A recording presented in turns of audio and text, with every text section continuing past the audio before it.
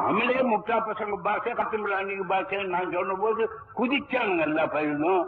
ஒரு பையன் முன்னால் வந்து பேச முடியலையே, என்னால இருக்குது தமிழ்ல கேட்டா பண்ணிக்கலாமே இருக்கிறோம். அவ்வளவுதான் அந்த பயிலால முடியுது. பண்ணி இருக்கிறத விட்டுட்டு ஏன் பண்ணிக்க போற முட்டாளே? ரொம்ப கஷ்டம்தான். சமுதாயத்தை வந்து செய்யறவனா அவனுக்கு கடவுள் பக்தி இருக்கக்கூடாது, மரபக்தி இருக்கக்கூடாது, மற்றும் தேசபக்தி இருக்கக்கூடாது, மொழி பக்தி இருக்கக்கூடாது, சமுதாய பக்தி ஒண்ணுதான் இருக்கணும். அவனாலதான் ஏதாவது செய்ய முடியும். எந்த பெயர் கடவுளையோ மதத்தையோ சாஸ்திரத்தையோ மொழியோ இலக்கியத்தையோ கையில வச்சுக்கிட்டு சமுதாயத்தை வந்து செய்யறானோ அவன் சோத்தையும் பிள்ளையும் கலர்த்திங்க அப்படின்னு அர்த்தம். அதுல கை வச்சாத்தான் மிஞ்சும். அதுல எதை விட்டாலும் நம்ம தொடர்ந்து விட்டான் வரும். இன்னும் நீ தமிழ கடவுள் இருந்து பிழி பார்க்கலாம், உன்னுடைய மானத்தை பிழி பார்க்கலாம். எனவே எந்த இலக்கியத்தில் இருந்தாவது யார் இருக்கிறா? நமக்கு 2000 வருஷமா நமக்கு என்ன இருக்குது? மற்ற நாட்டம் செய்யற காரியம் நம்ம அறிய முடியல. செய்யறது என்ன இருக்குது? அப்படி ஒன்று இருக்குன்னா எது குரல்ல பாப்பியா, நாலடியார்ல பாப்பியா, ராமாயணத்துல பாப்பியா, பாரதத்துல பாப்பியா, சங்க இலக்கிய வெங்காயம் அதுல நீ பார்க்க முடியுமா? எதுல இருக்குது? உன் இதுல இருக்கிறதெல்லாம் இந்த சாமியை அம்ம பண்ணாச்சு.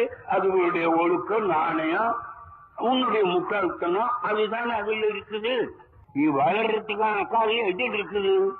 வள்ளுவன், நாலடியார், வெங்காயம், அப்பேன், இவன் கருப்பேன் இவனெல்லாம் இருக்கானே தவிர காட்டுமிழாண்டி காலத்தில் உண்டானவன், காட்டுமிழாண்டி கருத்தை விளக்குனவன், இன்னைக்கு வந்தவன் அவன். இன்றைய நிலைமை பற்றி, நாளைக்கு நாம நடந்து கொள்ள வேண்டிய முறையை பற்றி, இன்னும் உலகம் மாறுறது எப்படி ஆறும்னு அதுக்கு தகுந்தபடி நம்ம திருத்திக்கிறத பற்றி நம்மகிட்ட எந்த இலக்கியம் இருக்குது? வள்ளுவனில் எடுத்துக்கிட்டானா பாப்பானோட அண்ணாவன் வேற விதி இல்லாத நம்மளவன் தொங்கிட்டு தெரியுறான். அவனுக்கு மோட்சம் இல்லையா, நரகம் இல்லையா, பாப்பான் இல்லையா, வேதம் இல்லையா, எது இல்லை அவனுக்கு. அவன் எந்த கதையை விட்டான்? எந்த கடவுளை விட்டான்?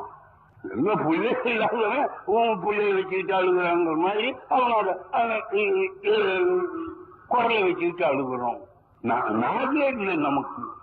ஏன் கடவுளை அவ்வளவு பூச்சி வச்சுட்டோம்? எவன் வந்து எதை சொன்னாலும் அது கடவுள் மதம் பாப்பான் ஜாதி இல்லாம ஆதாரமே இல்லையே ஒண்ணு கூட. தொல்காப்பியத்தை எடுத்துக்கோ, நன்னூல்ல எடுத்துக்கோ, நெடுங்கணக்கு வெங்காய கணக்கு எடுத்துக்கோ, 400 400 எடுத்துக்கோ. எது நீ ஒத்தின்னு பேசுறிய அதெல்லாம் பாப்பா உட்கார்ந்து இருக்கானே, மதம் உட்கார்ந்து இருக்குது. அவனை நீக்கி செய்யறது ஒண்ணு மனிதனுக்கு படியில இன்னி வரைக்கும்.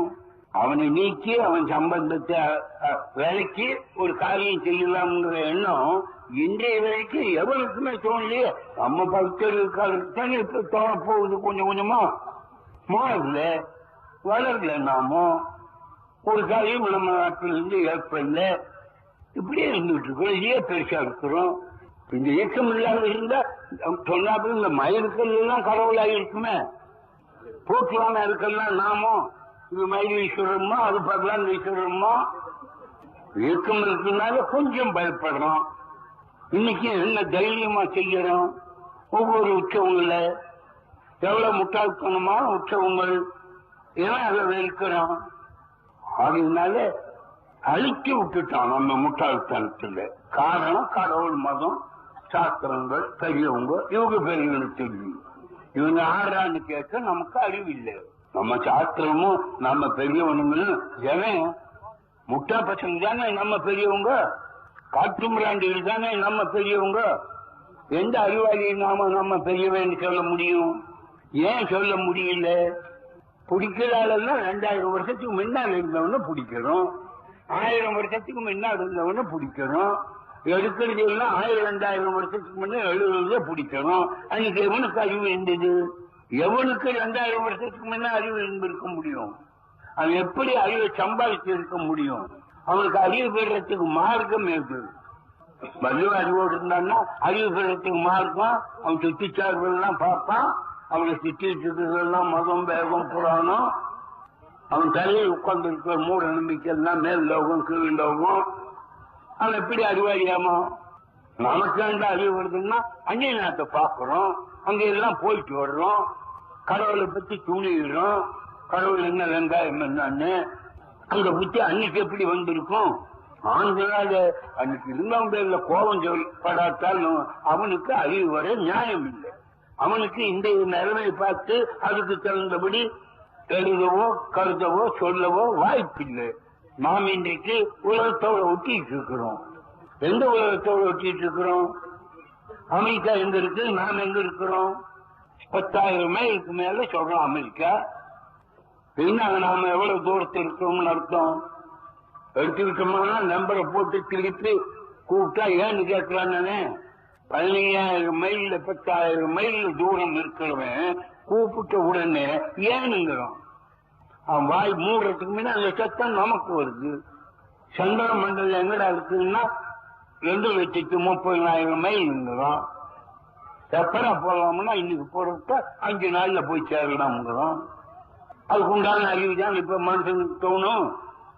அவன் ரெண்ட மண்டலம் என்ன, இதை விட்டு அதுக்கு மேல ஒரு லோகம், அதுக்கு மேல ஒரு லோகம், அதுக்கு மேல ஒரு லோகம், மேல 7, கீழே 7, 14 லோகம்.